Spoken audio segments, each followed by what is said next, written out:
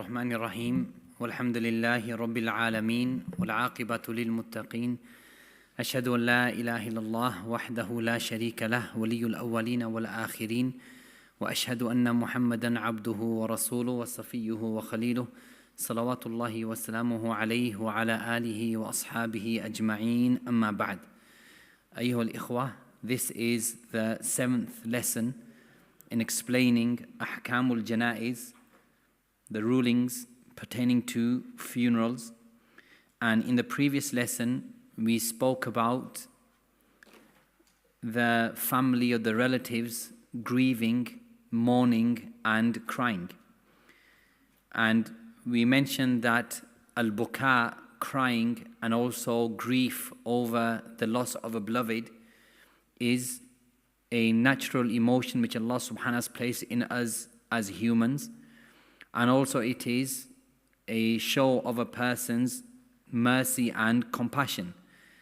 And that we mentioned various ahadith where it has been established that the Prophet ﷺ, he became sad and he cried, he wept due to the loss of a beloved. So it is narrated that he cried at the death of his son Ibrahim alayhi salam, and also his brother, from showing the same wetness, Uthman ibn Mad'un, and also one of his grandsons from his daughter. And when Sa'd ibn Ubadah radiyallahu an, when he said, wa anta ya Rasulullah, even you, O Messenger of Allah, even you grieve and you cry. And the Prophet sallallahu alayhi wasallam replied, هذه رحمة جعلها الله في قلوب عباده, that this is mercy which Allah places in the hearts of His people. And then we differentiated between crying and between niyaha. And niyaha is what we call wailing or crying with a loud voice. And perhaps it is accompanied by other things such as complaining or saying words which are incorrect, being displeased with the decree of Allah, complaining about that which has happened, the tearing of clothes, the pulling of hair, hitting the body or hitting the cheeks, etc. And this is called an-niyaha. And the Messenger sallallahu alayhi wasallam, he said, thintani fin nasi huma bihim kufrun, that there are two traits that are found in the people that are kufr. He said, at-ta'nu fil ansabi wa niyahatu ala al-mayyit, insulting one's lineage, another person's lineage, like racism, or insulting a person's father, forefathers, grandparents, tribe, etc. And he said, an-niyahatu ala al-mayyit, and this type of wailing over the deceased. So we spoke about some of the examples of an-niyaha and why this, and that this was from the ways of the people of Jahiliyyah. The people of Jahiliyyah, they used to do this. And he said, sallallahu alayhi wasallam, arba'un fi ummati min al-jahiliyyah, that there are 4 things that some people of my ummah will do, and it is from Jahiliyyah. And amongst them, he said, an-niyahatu ala al-mayyit. And then in the previous lesson, we covered the issue of al-ihdad. And al-ihdad is to observe a period of mourning or grieving. And we mentioned very briefly that this is something which is specific for women only, and it is allowed for a woman to observe 3 days of grieving or mourning for the death of a beloved. Like if her mother passes away, her brother passes away, her father passes away, then she's allowed to observe 3 days of al-ihdad. And the meaning of observing a period of grieving or mourning, meaning that she does not beautify herself and she does not leave the house other than a need or necessity. And this is something which is permitted for the women. As for the men, then it is not for the men. So al-ihdad is for women only. The man has to go out and has to meet those who are around him and deal with the dunya, etc., and provide for his family. And we mentioned how many family members of the Prophet ﷺ passed away, and he never observed a period of mourning or grieving. His wife Khadija passed away, his daughters passed away, his sons passed away, sallallahu alaihi wasallam, and he never observed 3 days of grieving or mourning. So this is only for the women. As for the men, they have to go out and about.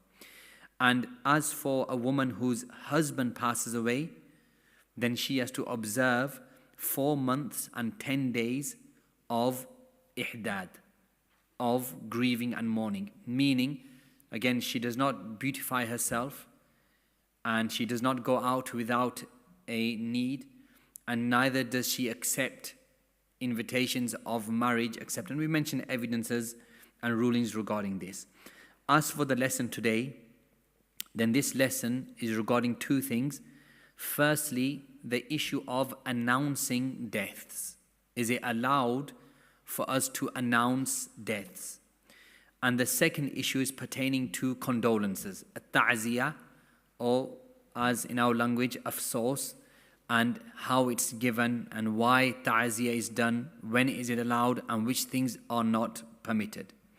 So as for announcing deaths, in the Sharia, or in the hadith of the Messenger sallallahu alaihi wasallam, this is known as an-na'i. An-na'i meaning i'lan al-wafa, announcing deaths.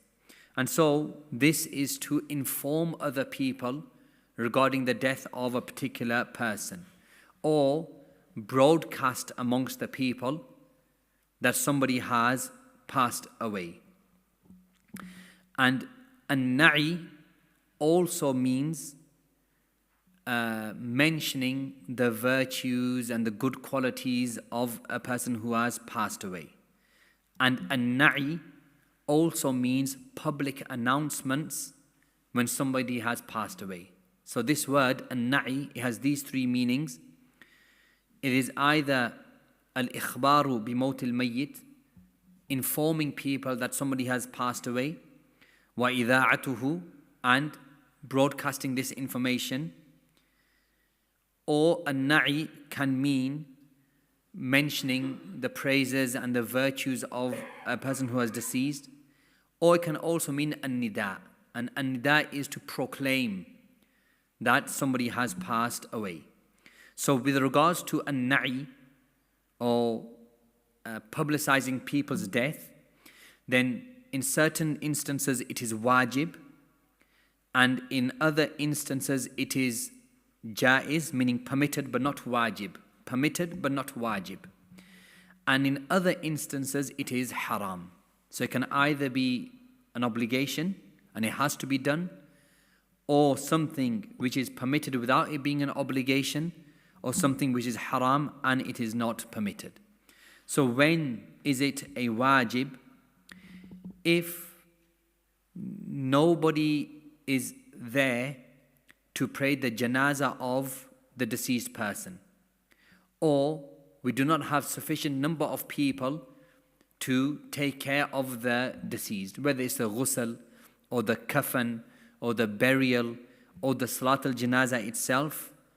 If there are not enough people or a number of people to do this, then it has to be broadcasted and it has to be announced.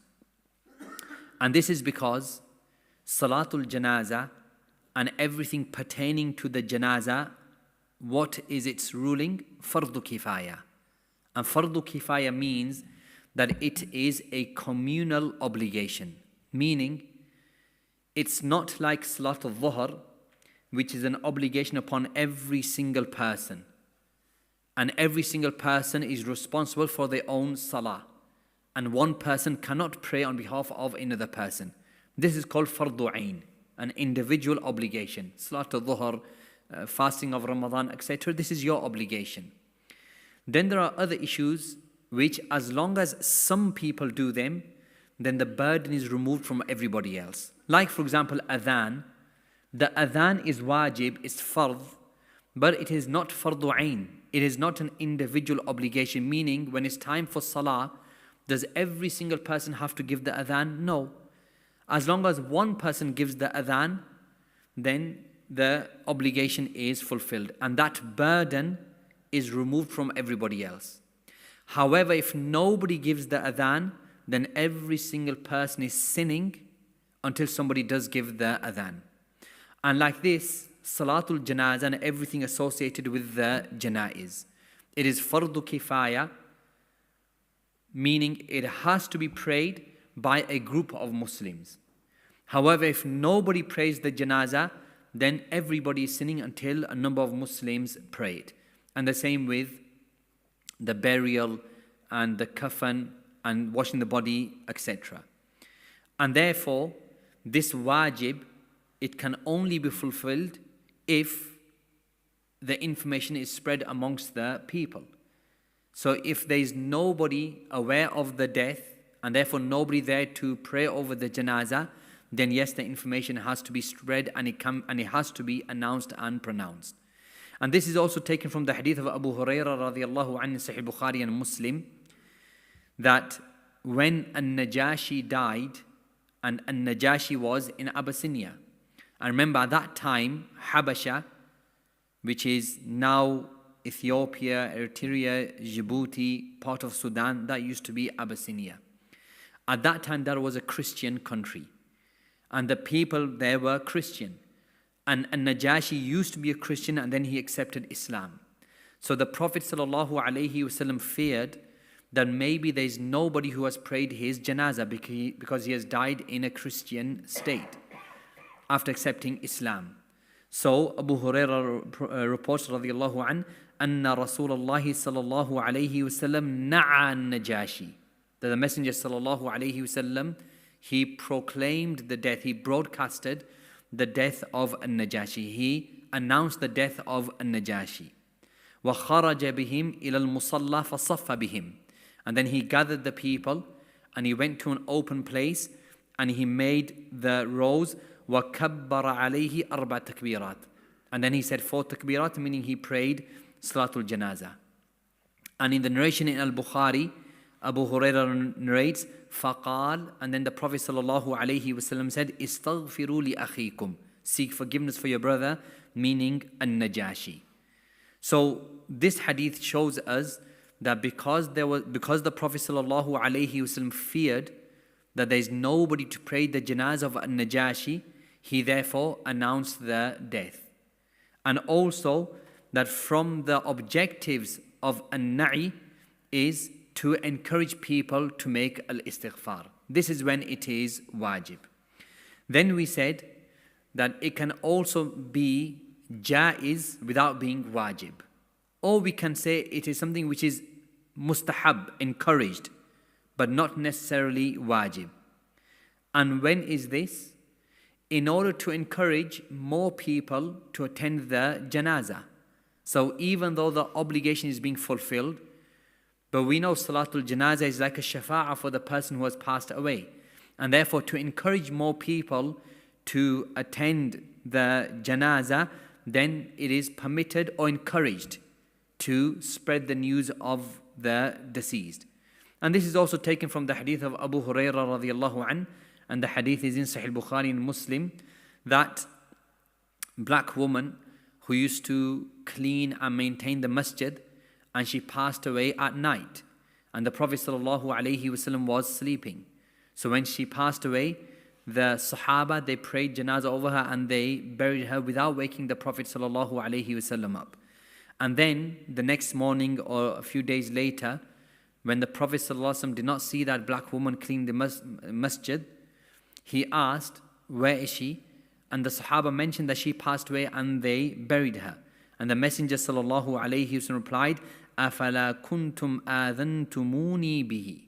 That if only you had informed me regarding her death, so I could also pray Salatul Janazah.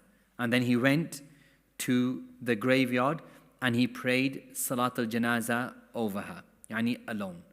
So here is when it's mustahab or it is jaiz at the least, in order to encourage more people to make istighfar, to make dua, to pray Salatul Janazah, to take part in the burial, and also at-tahleel. And the meaning of tahleel is if there are any rights which he owes other people. And therefore, the news of the person's death is spread amongst the people. So if there's any rights which are owed, then they can be paid back.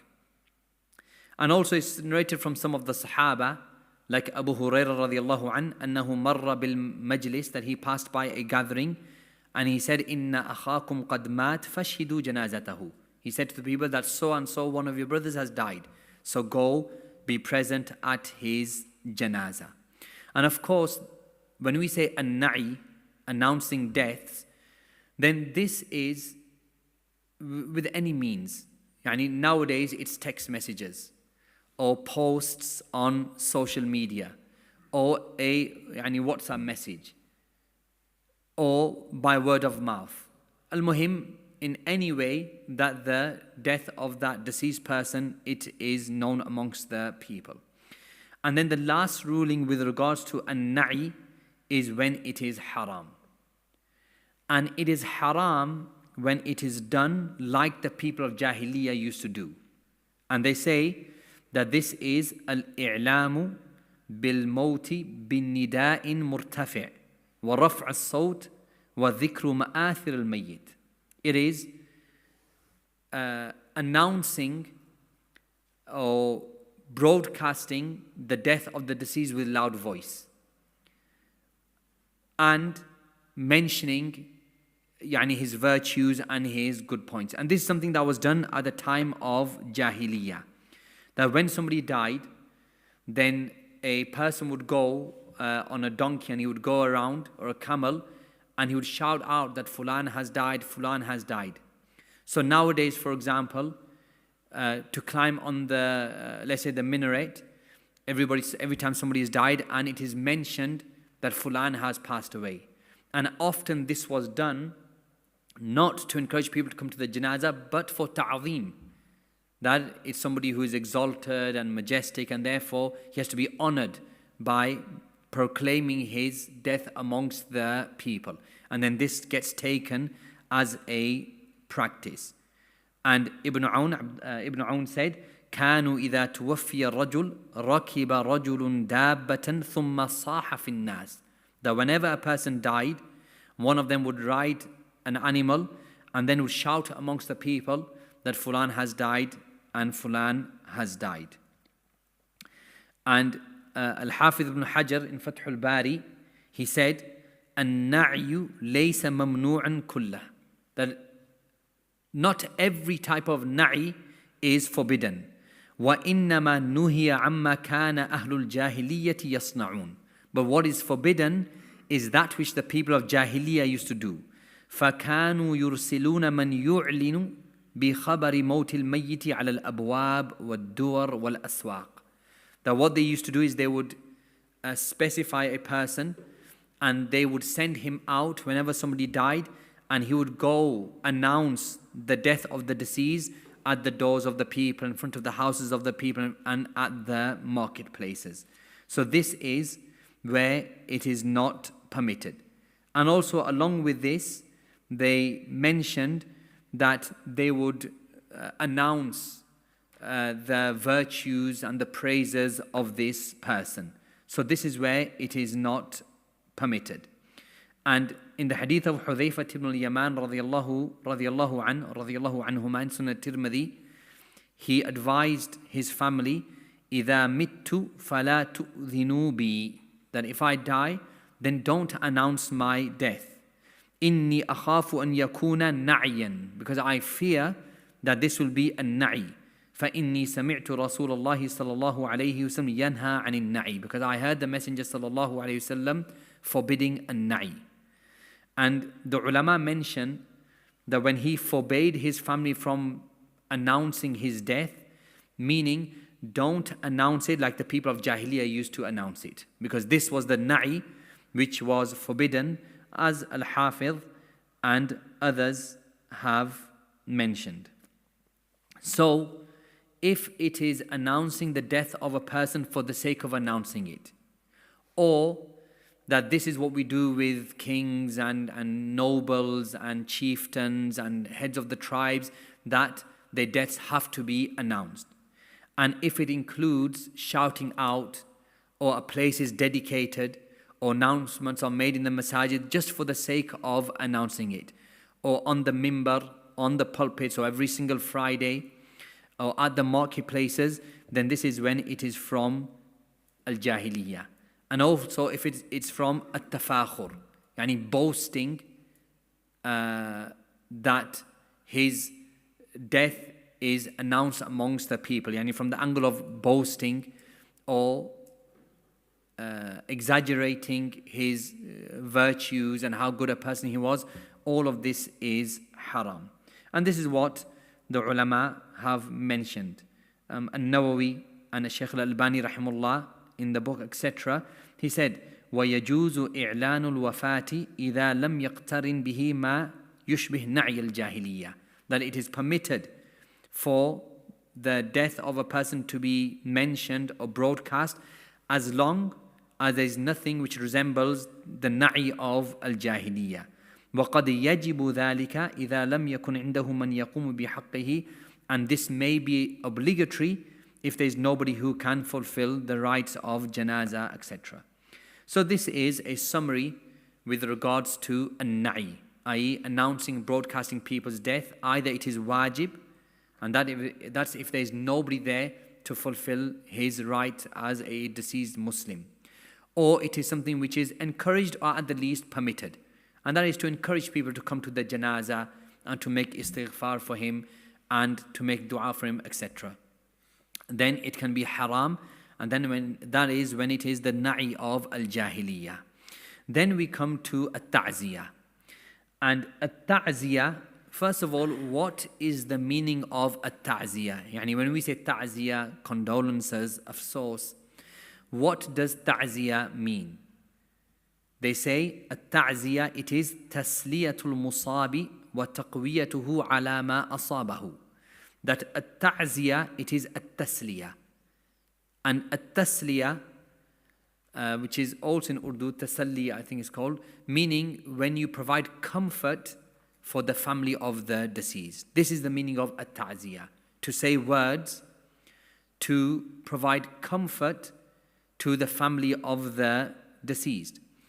And at-ta'ziyah is not restricted to a death. Rather, any musibah, whether it is an illness or a loss of a business or a calamity in a person's house, or even, for example, a divorce which occurred, or anything which is considered to be a musibah, then ta'ziyah enters into this, but it is mostly used when it comes to deaths. And also making dua for the deceased and the family of the deceased, and providing comfort and words and encouraging with patience and trying to lessen the person's worries and anxieties. All of this comes under at-ta'ziyah. And ta'ziyah, just ta'ziyah itself, it is permitted or it is mustahab. It is something which is encouraged. We are encouraged to give at-ta'ziyah. And why is ta'ziyah mustahab? Because it enters into all of those various ahadith. The Messenger ﷺ said, لا يؤمن أحدكم حتى يحب لأخيه ما يحب لنفسه. None of you truly believes until he loves for his brother that which he loves for himself. So just as you love for yourself ease and peace of mind, then through ta'ziyah you are extending this to others. And من نفس كربة من كرب الدنيا من نفس عن أخيه كربة من كرب الدنيا نفس الله عنه كربة من كرب الدنيا والآخرة. The Messenger said in the hadith of Abu Hurairah radiallahu anh, whoever removes or relieves an anxiety from one of his brothers in this dunya, then Allah will relieve his anxieties in the dunya and the akhirah. And all of those other ahadith with the same meaning. And the hadith of the virtue of أن تدخل السرور في قلب المؤمن, that you bring happiness to the heart of a believer. And also it comes under nasiha, and also التواصي بالصبر وتواصون بالحق وتواصوا بالصبر. They encourage with the truth and they encourage with as-sabr, with patience. So all of these meanings, it comes under at-ta'ziyah. And also it is from at-ta'awun. And Allah subhanahu wa ta'ala said, وَتَعَاوَنُوا عَلَى الْبِرِّ وَالتَّقْوَى work and help each other and cooperate with each other upon righteousness, piety and at-taqwa. So also ta'ziyah, it comes under this meaning. And also the hadith of Ibn Majah, which is differed over. However, Al-Albani rahimahullah, he considers it to be Hasan. He said, the Messenger sallallahu alayhi wasallam said, "Man azza akhahu bi musibatin kasahu Allahu min hullatil kirama yawm al-qiyamah." That whoever brings comfort and gives condolences to his brother over a musibah, then Allah will clothe him in the garments of honor on Yawm al-Qiyamah. This hadith, it is in Sunan Ibn Majah, mukhtalafun fihi, walakin sahahu al-Albani. So this is the first point. What is the ruling of ta'ziyah in of itself? It is something which is encouraged. And the more closer the person to you, the more emphasized the istihbab is. So if it's a neighbor, then it is more emphasized for you to do it. If it's a family member, it's more emphasized that you fulfill this sunnah. Secondly, is ta'ziyah restricted to between Muslims only, or can a Muslim give ta'ziyah to the non-Muslim over the death of another non-Muslim? And the ulama, they have agreed that it is permitted for the Muslim to give ta'ziyah to the non-Muslim as long as he is not harbi. So if he is harbi, meaning at war with the Muslims, then there is no ta'ziyah. But if, like in this country, we live in peace with each other, then ta'ziyah can be given and people can be visited. And this is taken from the hadith of Anas radiallahu anhu in Sahih al-Bukhari, we mentioned previously. كان غلام يهودي يخدم النبي صلى الله عليه وسلم فمرض فأتاه النبي صلى الله عليه وسلم يعوده. That a Jewish boy, young boy, used to help or serve the Prophet صلى الله عليه وسلم. One day he became ill, so the Prophet صلى الله عليه وسلم went to visit him. فقعد عند رأسه. So he sat near to his head and he said to him, Aslim, accept Islam. فنظر إلى أبيه وهو عنده. So this young Jewish boy, he looked at his father who was also a Jew, and as if he's almost asking his father, what shall I do? And then his father, he said, أطع أبا القاسم, obey Abul Qasim. And the boy accepted Islam. And the Prophet ﷺ left him saying, Alhamdulillah alladhi anqadha hadha min al-kufr or min al-nar. May the one who saved this boy from the fire or from kufr be praised, meaning Allah subhanahu wa ta'ala. So they say that just as it's permitted to bring comfort when somebody is ill, then similarly the family who is grieving, even if they are non-Muslims. And after this, when we give ta'ziyah, what do we say? Or how is ta'ziyah given? Firstly, you have to remember what is the objective of a ta'ziyah. We said at-tasliyah, to bring comfort and to encourage you with patience, to make dua, to alleviate any grief or worries. So any wording which fulfills this, then it is permitted. Meaning, there is no specific dua that a person has to memorize for ta'ziyah. Any word, any phrase, any statements in any language, as long as it's fulfilling the objectives of a ta'ziyah, meaning a tasliyah, then it is correct. And without doubt, if a person has memorized the dua which the Prophet ﷺ used to make, then this is even better. So it's narrated in the hadith of Usama ibn Zayd, Al-Bukhari narrated that the Messenger ﷺ, when he was informed of one of his grandsons, meaning the son of his daughter, that he has passed away, and a messenger came to him, the Prophet said to the messenger, Irji' ilayha, that go back to her, meaning my daughter, wa akhbirha, and inform her, anna lillahi ma akhadh, wa lahu ma a'ta, wa kullu shayin indahu musamman bi ajalin musamma. He said that go inform her that belongs to Allah that which He took, and for Him is that which He gives, and everything has an appointed time with Allah. So this is and then he said to her, وَمُرْهَا أن تصبري وتحتسبي, and order her to be patient and to seek the reward which is with Allah. So the point is that this dua, if a person memorize it, إِنَّ لِلَّهِ مَا أَخَذْ وَلَهُ مَا أَعْطَى وَلِكُلِّ شَيْءٍ عِنْدَ اللَّهِ أَجَلٌ مُسَمَّى, then this is good. However, aside from this, any statements, any phrases which bring a tasliya and relieves grief and any type of dua, all of it is permitted. The ulama mentioned with regards to a ta'ziyah that it is not something which should be repetitive. Meaning, if you have given ta'ziyah to a person, then you don't need to go to him again and again and give ta'ziyah continuously. Why? Because they say that this, fi tajdid al-huzn, that this is just repeating the worry upon the person. The point is to remove the grief from the person. Not that every time you meet him, such an afsos, such a shame, so many condolences to you. Rather, the point is to remove the burden of relief from the person. So, tajdeed al-ta'ziyah is something which is looked down upon, and this is with the Ahnaf and the Hanabila and umuman the fuqaha. And this is something, ayyuhal ikhwa, which is known and experienced. So perhaps the woman whose family member has passed away, she's okay, alhamdulillah. She's okay, and she's dealing with it. And then women come and visit the house, and then they start crying, and then she also then loses her emotions. So we have to always remember what is the point of a ta'ziyah. The next point is that is there a specific time and place for a ta'ziyah? And the answer is no. Meaning ta'ziyah can be offered in any place, at any time, through any means. So it's not a condition that you have to go speak to the person or you have to go visit the person.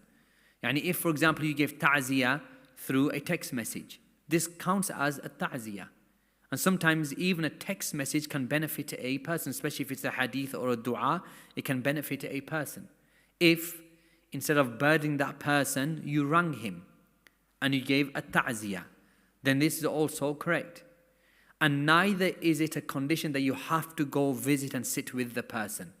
So if you met him in the masjid, at work, in the town center, at school, in college, in the park, you saw him and you gave him some words of comfort and dua and ordered him with patience, this is a ta'ziyah. And a ta'ziyah is permitted before Salat al-Janazah and after Salat al-Janazah, and before burial and after burial. So it is not restricted to only after the burial or the salah. And Shaykh ibn Uthaymin rahimahullah, he was asked, Ma huwa waqtu ta'ziyah? What is the time for ta'ziyah? He said, وقت التعزية من حينما يموت الميت أو تحصل المصيبة, that the ta'ziyah is from the time a person dies or the musibah happens, إلى أن تنسى المصيبة وتزول عن نفس المصاب, to the time that musibah is forgotten about, or there's comfort in the mind of the one who has been afflicted. So it's not restricted to before or after 1 day or 3 days.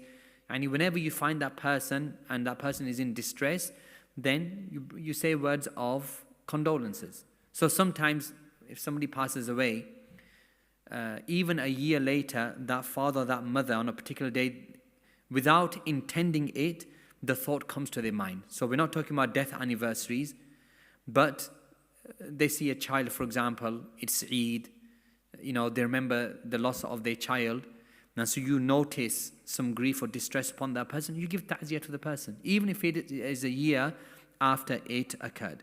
So there is no time limit or period for a ta'ziyah. And we do not restrict a ta'ziyah to the first 3 days, like is the practice in many communities now, that the first 3 days are days of afsos or days of ta'ziyah. Then there's no evidence to restrict it to the first 3 days. before, after, or any day. Some of the fuqaha, they mentioned 3 days. And they did not intend by 3 days that these are 3 days of afsos or ta'ziyah. What they meant by this is that you try to say your words of comfort within those 3 days and you don't extend it too long. Because the more you extend it and the more people that keep coming to you and giving condolences, then the more the grief remains.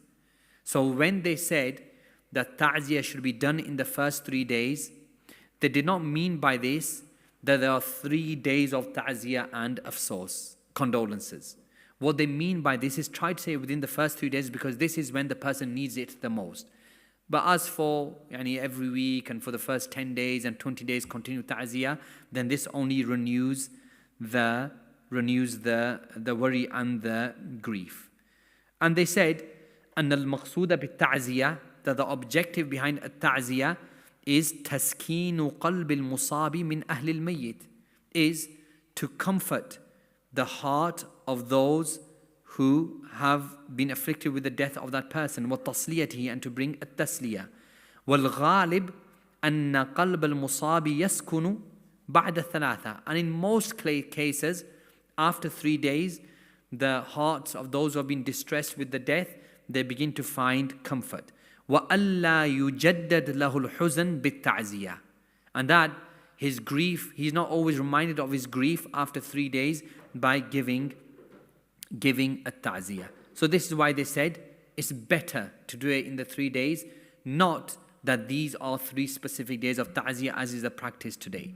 As for what is known today, al-arba'iniyat, wa-sab'iyat, wa-thulathiyat, giving ta'ziyah on the 3rd day, then the 7th day, then the 40th day, and then al-urs, the death anniversary after every year, or al-khatam, and people coming together on the day of the death for sadaqah or for Quran or for eating food, for making dua, then all of this is from the bid'ah.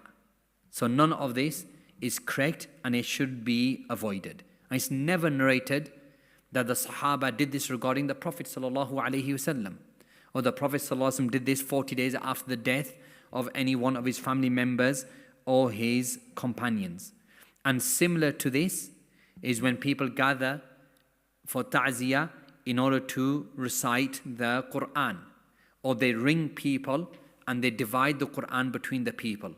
So they'll ring 60 people and each person they give him half of a juz, or 30 people and a juz each, and all of you recite it together so the reward goes to that person. All of this is from the bid'ah.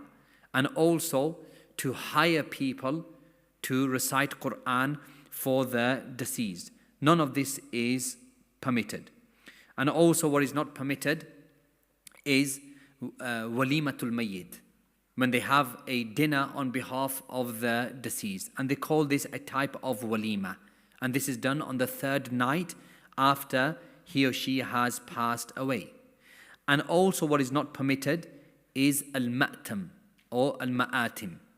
And this is also people having large gatherings for the deceased and in remembrance of the deceased. This ma'tam or ma'atim, and it's an Arabic word, is also a bid'ah, and it has not been narrated that on the 3rd night or the 7th night or after the 40 nights, all of them used to gather and remember the deceased. And also the ulama, they mention that it is not from the Sunnah that every time a person passes away that we do a reminder or a dars or a muhadara regarding the deceased or regarding death. So if it happened coincidentally, somebody passed away and without any organization a person gave a reminder, or for example before the janazah, without it being something organized, so we were waiting for the body to enter and somebody gave a reminder, and this isn't regular, this isn't a routine, then it's permitted. But as for this being a routine, that before Salatul Janazah, you have to first praise the deceased person and then you have to give a reminder to the people. And also at the graveyards. And we'll talk about this when we come to visiting the graves. And this is also a practice, that every time somebody passes away, just before the funeral, then somebody has to give a maw'idah. And then the maw'idah is recorded. And then it's put on YouTube. And the Messenger sallallahu alayhi wasallam, he said, "Kafa bil mawti wa'idan," that death in of itself is the reminder. And at the graveyard, if it requires for us to organize reminders, then that means the hearts of the people are dead. Because just looking at the grave is a reminder in of itself. So if it is something which, and by way of coincidence, somebody gave some advice, it was not something organized, it's not a routine, it's not something which is recorded or announced, then that is something else. As for lessons and lectures specifically, every time somebody passes away, then this also may come under it being a bid'ah.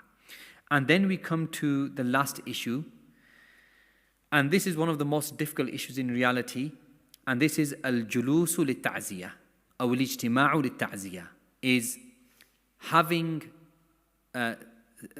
sitting or gathering to accept ta'ziyah. So the family of the deceased, they sit at home and they tell the people that whoever wants to give a ta'ziyah, then come to this particular address and the person will accept your condolences. Or at a neighbor's house or another person's house. And this issue, and with regards to sitting in order to receive condolences or coming together to receive condolences, some of it is jaiz, ittifaqan, and in other cases it is haram, ittifaqan, and there are other cases when there is a difference of view amongst the ulama. So firstly, when is it permitted, when is it permitted to sit and receive condolences or to come together for condolences? They said, if it is without tartib, meaning it's not something which is organized, it's not something which is announced, however it happens coincidentally, without a place being specified or an announcement being sent to the people. For example, somebody passed away and that person's father came to the masjid to pray, and whilst he was in the masjid in order to pray salah, coincidentally some brothers came and sat with him for some moments and gave him ta'ziyah, and he received those ta'ziyah, then this is permitted. So it was done coincidentally, it was not announced, there was no place which was specifically mentioned that this is where the ta'ziyah is going to be, but it was something which is, even if it's in the masjid. And this happened with the Prophet sallallahu alaihi wasallam. It is narrated that when Ja'far ibn Abi Talib passed away, that people came to see the Prophet ﷺ and he was in the masjid, and sadness or grief could be seen from the Prophet ﷺ. However, this was a coincidence and it was not something which was specified or announced. And also, even if it going to the house of a person, so without it being announced or specified or a notice being put up, but you went to visit a person in his house to give a ta'ziyah without any type of tartib, then this is permitted. And al-Mu'minin Aisha radiallahu anha, she mentioned that إِذَا مَاتَ الْمَيِّتِ مِنْ أَهْلِهَا, that when somebody died from her family, اجتمع لذلك النساء, the women, they came together to her house. ثُمَّ تَفَرَّقْنَ إِلَّا أَهْلَهَا وَخَاصَّتَهَا, and then the majority of them left except just for her close family members. So, as I mentioned, if it is a visit or a coincidence without it being specified or announced or organized, whether it's in the masjid, whether it's in a park, whether it's even in the house, then this is permitted by all the ulama. And then there is another type of coming together for ta'ziyah which is haram. And that is some of the bid'ah which we have mentioned.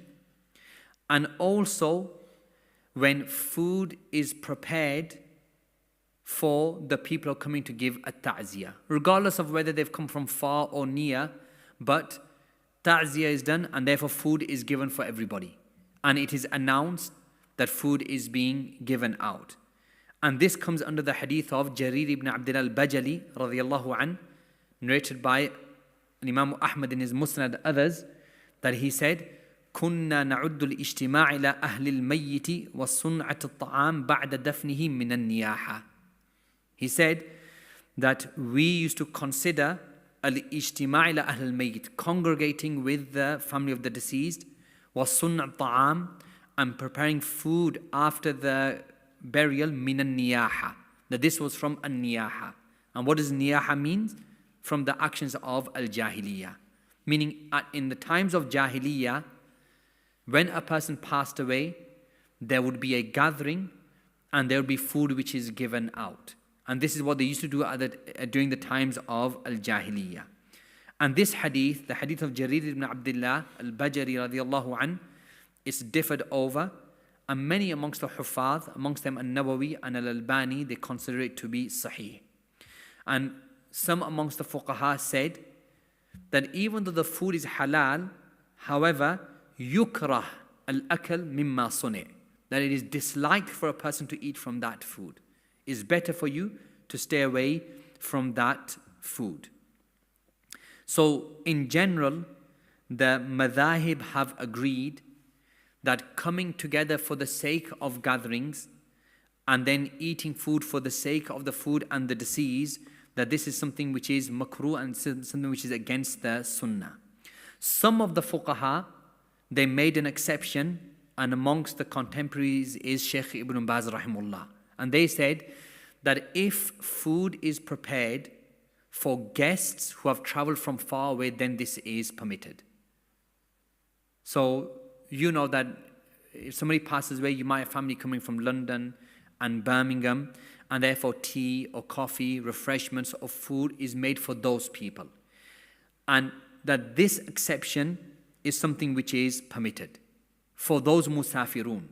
Not that there's a meal and everybody attends the meal, but something specifically for the travelers because they have come from far away.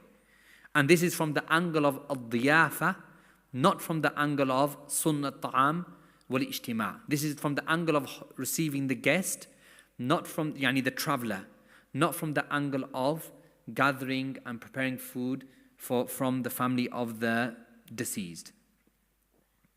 And this is, as I mentioned, Shaykh Ibn Baz rahimullah said. He said, أَمَّا يُتَّخَذْ عَادَةً. As for this being a practice, أَنَّ أَهْلَ الْمَيِّتِ يَصْنَعُونَ الطَّعَامَ لِلْمُعِزِّينَ, that the family of the deceased, they prepare food for all of the people coming to give condolences. فَهَذَا لَا يَنْبَغِي. Then this is not befitting. بَلْ هَذَا مُنْكَرٌ. Rather, this is something which is incorrect. وَمِنْ أَعْمَالِ الْجَاهِلِيَّةِ وَمِنَ النِّيَاحَةِ. And this is from the actions of jahiliyyah and it is from النِّيَاحَةِ. لكن إذا اضطروا إلى هذا بسبب الضيوف. However, if they are forced to give food for the travelers, the guests who have come from far, جاءوا من بعيد, those who have come from far away, then this is permitted. But preparing food and eating as a ma'tam or a khatam, or because we gather and we eat and we have a meal when somebody passes away, this is not correct. It should only be for those who are coming from far. And this is with some of the fuqaha. Some of the fuqaha, they mention this. And Al-Albani rahimullah, when he spoke about the mistakes when it comes to condolences, he said, اتخاذ أهل الميت الطعام لضيافة الواردين للعزاء. That from the mistakes is the family of the deceased preparing food to receive condolences. Now this is incorrect. So if there is an exception, then it is only for the travelers who have come from far away, and that is to feed them because you're hosting them, not because of a ma'tam or a dinner or for a ta'ziyah. In fact, and the sunnah is, and what is correct, is for the neighbors and the family members to prepare food for the family of the deceased, to make it easy for them. Because the Messenger sallallahu alayhi wasallam said, when Ja'far radiallahu anhu passed away, he said, Isna'u li'ali Ja'far at-ta'am, fa'in faqad atahum amrun yushaghiluhum. That prepare food for the family of the deceased, because now they are distracted by something. Or atahum ma yushaghiluhum. They have been preoccupied with the death of a beloved. So this is what is correct. Then the issue which is differed over, and that is sitting or specifying a place to receive condolences. This is where there is ikhtilaf amongst the ulama. Specifying a place, meaning whoever from amongst the men wants to give ta'ziyah, then please go to number so and so on this street. And from the women, go to this house from this street. So specifying a place, your house or another person's house, or a bigger house or a bigger place, in order to receive condolences, and the family of the deceased, they sit there and people come to them to give them condolences. This is what is differed over amongst the ulama and the fuqaha. So amongst the ulama who said that it is not permitted and not legislated to specify gatherings and places and sittings for a ta'ziyah. And this is the madhab of the Shafi'iyya and the Malikiyya, and some amongst the Ahnaf, like Ibn al-Humam, and some amongst the Hanabila. And this is the view of many of the ulama from amongst the contemporary scholars. Amongst them, Ibn Uthaymeen and Al-Albani in Ahkam al-Janaiz and Al-Fawzan and many others amongst the contemporary ulama. And why? Because they said that during the time of the Prophet ﷺ, there were many deaths and funerals. And it was never known that a place was specified or announced and organized to receive condolences. And Al-Albani rahimullah in his book Ahkam al-Janaiz, he said from the mistakes regarding this, الاجتماع للتعزية في مكان خاص كالدار أو المقبر أو المسجد. That from the mistakes is for people to specify a gathering place to receive condolences, whether it is a specific place, a specific house, a specific graveyard, or the masjid. To specify this, and this is incorrect. And also An-Nawawi in Al-Majmu', he said, أَمَّا الْجُلُوسِ لِلتَّعْزِيَةِ. As for sittings and gatherings to receive condolences, فَنَصَّ الشَّافِعِيُّ وَسَائِرُ الْأَصْحَابِ عَلَى كَرَاهِيَتِهِ. That Ash-Shafi'i and the other ulama of the Shafi'i madhab, they consider it to be makruh. He said, بَلْ يَنْبَغِي أَنْ يَنْصَرِفُوا فِي حَوَائِجِهِمْ فَمَنْ صَادَفَهُمْ عَزَاهُمْ. Rather, what is more correct is that everybody gets on with their lives. And if by coincidence you see that person, you give him a ta'ziyah. And Ash-Shafi'i in his book Al-Umm, he said, وَأَكْرَهُ الْمَآتِمِ. That I dislike al-ma'atim, ma'tam. وَهِيَ الْجَمَاعَةِ. And that is congregating for the family of the deceased. And also Ibn Uthaymeen rahimullah, he said, بِنِسْبَةِ لِأَهْلِ الْمَيِّتِ لَا يُشْرَعْ لَهُمَ الْإِجْتِمَاعِ فِي الْبَيْتِ وَتَلَقِّ الْمُعَزِّينَ. That as for the family of the deceased, it is not legislated for them to make a gathering place in the house in order to receive condolences. لأن هذا عده بعض السلف من النياحة. Because some of the Salaf, they would consider this to be a niyaha, from the action of Jahiliyyah. وَإِنَّمَا يُغْلِقُونَ الْبَيْتِ. Rather the Salaf, they would close their doors. فَمَنْ صَادَفَهُمْ فِي السُّوقِ وَفِي الْمَسْجِدِ عَزَاهُمْ.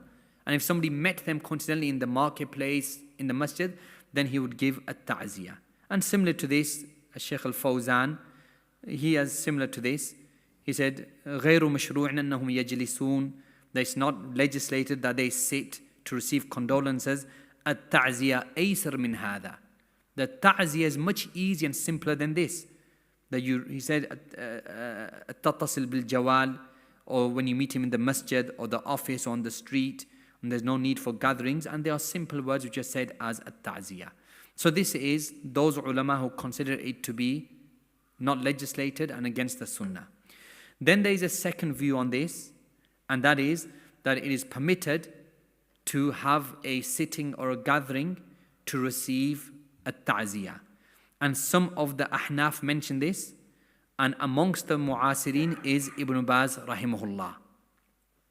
And this is for a number of reasons. They say because ta'ziyah in of itself is a sunnah, and therefore by sitting at home or specifying your house or another person's house or particular place to receive a ta'ziyah, then you are fulfilling this sunnah. And some of them said that because times have changed and now families are bigger. And some of them said it's because it makes it easy for the Muslims to give a ta'ziyah. So this was and their arguments for receiving a ta'ziyah. However, a number of things that I want to point out, that even those ulama who said that it's correct to specify your house or a place or a sitting to receive condolences, it was never like that which is being done today.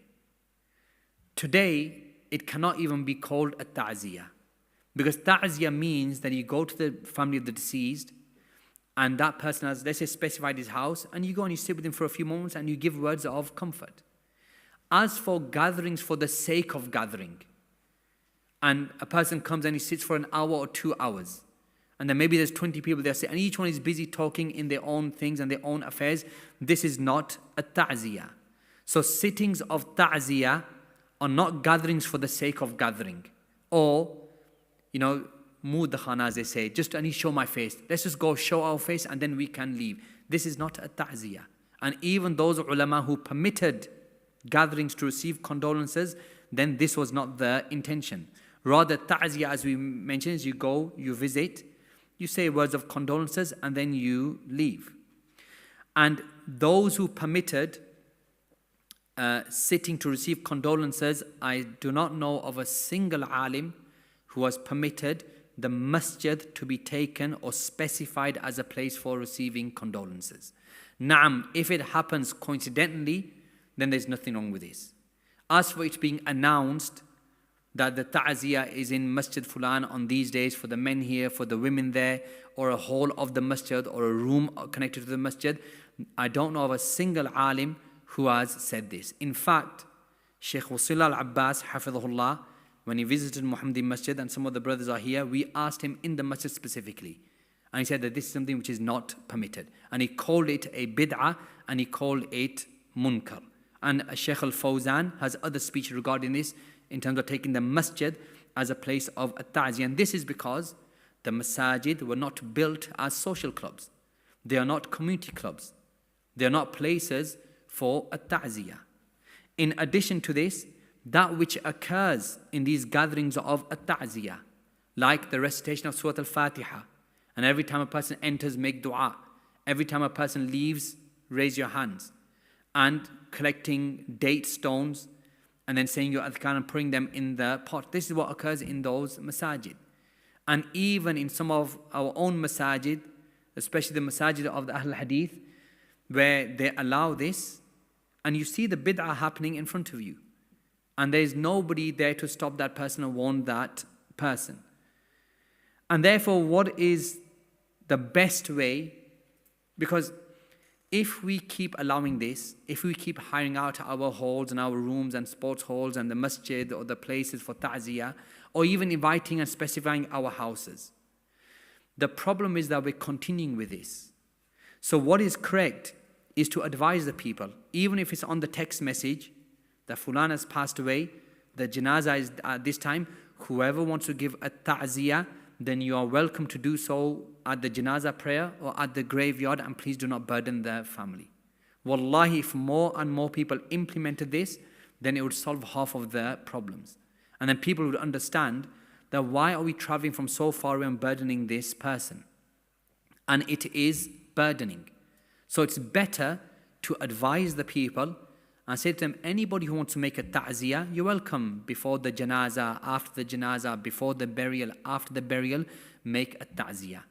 But please do not place a burden upon the family of the deceased. Allow them to grieve. And if anybody is going to visit a person's house, then remember the objective behind a ta'ziyah.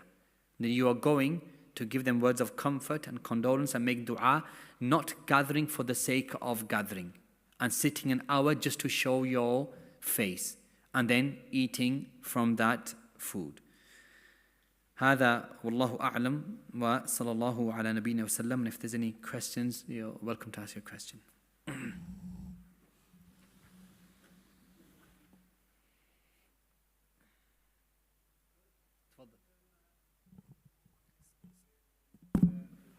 Yeah. No, this is an exception. So you're not allowed to pray any nafal, any general salah, any general ibadah at the graveyards. The janaiz are prayed, the sunnah is for the janazah to be prayed outside. And if it's prayed by the side of the graveyard, then that is permitted. So Salatul Janazah is like Salatul Eid, that the asl is that it's prayed in a musalla outside, like it's done in the majority of the Muslim countries. However, then some of the fuqaha spoke about a person who missed the Salatul Janazah. Is it permitted for that person to pray the janazah individually, even at the graveyard of the person? So some of them said it's not allowed. Others said it's only permitted if a person did not know that the janazah was taking place, like the hadith of the Messenger sallallahu alaihi wasallam. As for you knew that the janazah took place and you couldn't attend for whatever reason, then an individual salatul janazah is not prayed. Only, for example, if you did not know and then you found out afterwards, and then a person can go to the graveyard to pray janazah. However, you face the qibla. And why is janazah permitted in that situation? Because there's no sujood, there's no ruku, there's merely standing, fatiha, as-salah and ad-du'a. So because there's no sujood and no ruku, especially towards a grave, then they said in that specific instance it is permitted. No, wallahu a'lam.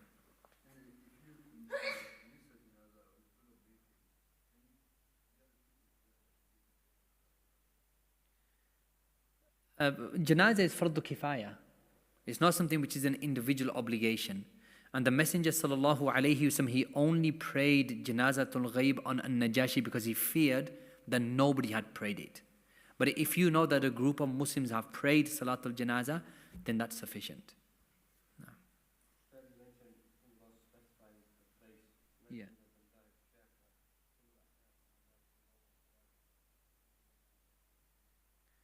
Yeah. Ibn Baz rahimullah, amongst the mu'asirin of the Hanabila, they mentioned. Yeah. And even the Ahnaf, there's two views. As I said, Ibn Humam and others consider it to be incorrect, and some of them permitted it.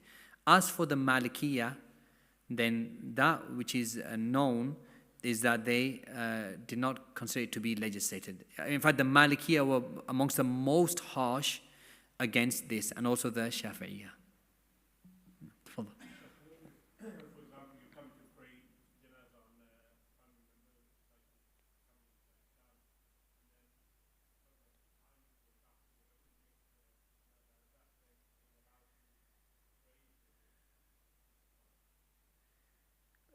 This is, when I said if a person misses the janazah, then are you allowed to pray the janazah?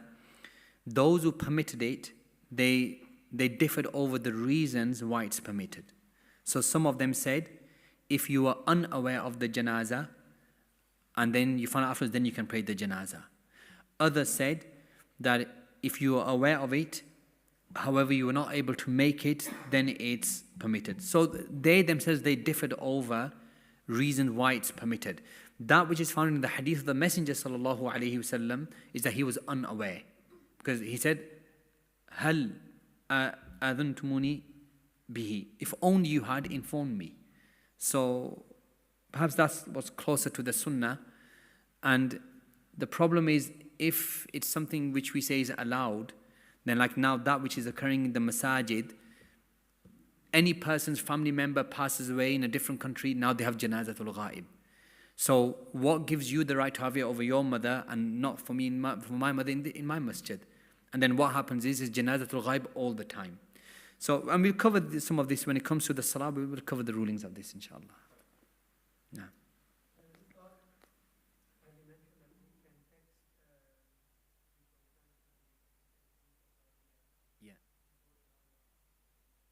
Yeah. And as most of our families are, very lenient, it might cause problems. In what way? Yeah. Yeah, but look, they say things about you worse than that. They say you go Sakhe Rasul because you don't go to the Mawlid. So does that mean we're going to now start going to the Mawlid just to appease those people? No. We have to do that which is the Sunnah. And my point is that if we continue hiring out our masajid and our sports hall and hiring out and specifying our houses, when are we going to teach the people? Now, how long is this going to continue? Then it gets worse and worse and worse. So somewhere, somebody has to say, look, we don't do this action, and this is the sunnah, and ta'ziyah is not specified to the first 3 days, or you have to come to my house, or we have to sit in the masjid and have to receive your condolences, and make it easy for me. And from experience, by Allah, it is less burdensome on the people receiving the ta'ziyah and less burdensome on the people giving the ta'ziyah. So recently when my uncle Rahimullah in down south, when he passed away, 1 or 2 brothers, they just came to the door, they gave ta'ziyah and they didn't even come in. All of the family members said, I wish more and more people would do it like this. Instead of forcing us to go to a hall, sitting there, for an hour, and then people are coming and they're joking and they're talking, and there's no, then it's just ijtima. It's just congregation for the sake of congregation, and then waiting for the food. So even if you sat at home and people came to your house, but they come out the door, they say a few words, or they come in for a few minutes and they leave, then even that you could say, okay, but I agree with Shaykh al-Albani, Al-Fawzan, Ibn Uthaymin, and many amongst the contemporaries said it's better to close the door. No. And if somebody comes coincidentally, there's nothing wrong with this. Now, more specific family members, but to announce and specify the masjid or a hall as this is the place where you can receive during these days, the problem continues, you see. We're not giving tarbiyah to the people. We have to teach the people, this is how it's done. It's not specified, make it easy for the family of the deceased.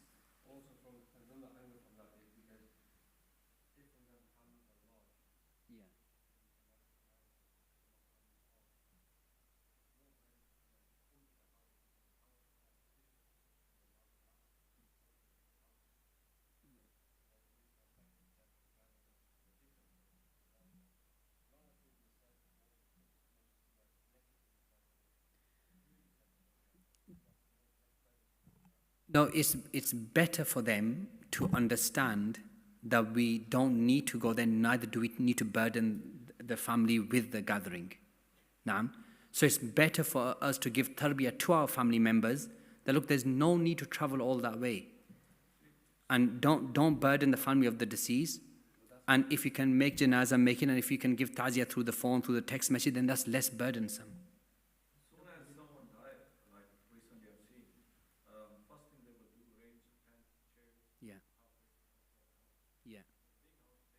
Yeah.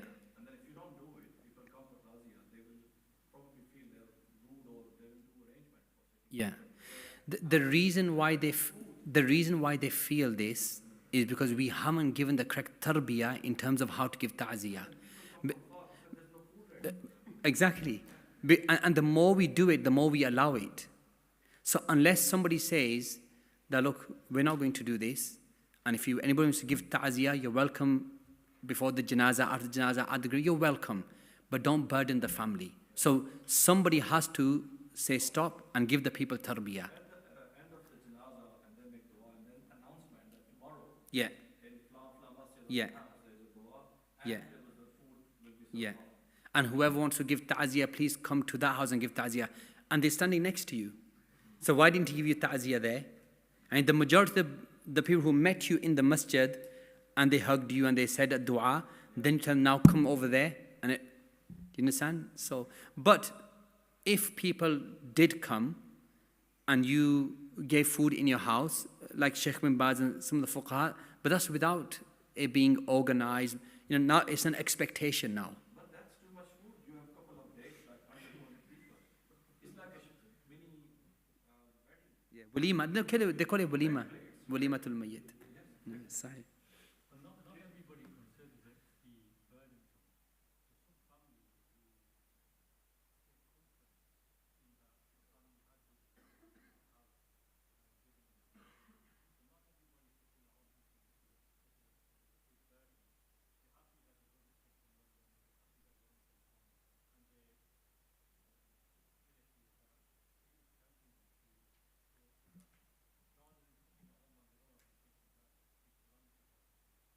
No, I agree with that. As you mentioned, if it's a brother who comes or a sister who comes, but are you telling me 15 uncles turn up, 20 cousins turn up, and all of them say for hours at the house, that's not burdensome?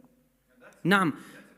A few close family members came, say, hey, your brother, your sister, it's expected that they're going to come. And it's expected that because they've come, you're going to give them food. But then, like I said, those same people who met you in the masjid and then you say to them, for afsos, please come to this house. That isn't for the sake of ta'ziyah, that's for the sake of ijtima'. It's for the sake of al-ijtima'. So yes, like in the hadith of Aisha radiallahu anha, she said that the women would go to visit the family of the deceased, then they would leave, وَلَا يَبْقَى إِلَّا أَهْلَهَا وَخَوَاصَّهَا, and then only her close family members or close friends would remain. That's correct, that brings comfort. But as for like what's happening today, and then it's for 3 days, and then you just have to turn up for the sake of turning up, it's no doubt it's burdensome.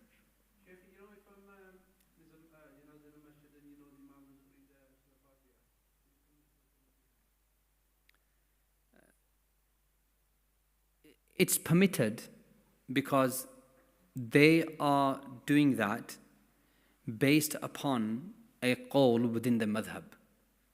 Based upon a qawl within the madhab that they consider al-janazah to be a dua and not to be a salah. So firstly, it doesn't prevent you from reading Surah Al-Fatiha. And secondly, they're not doing that, it's not an action of kufr. Because actions of kufr, they invalidate the salah. But it's a qawl within the madhab.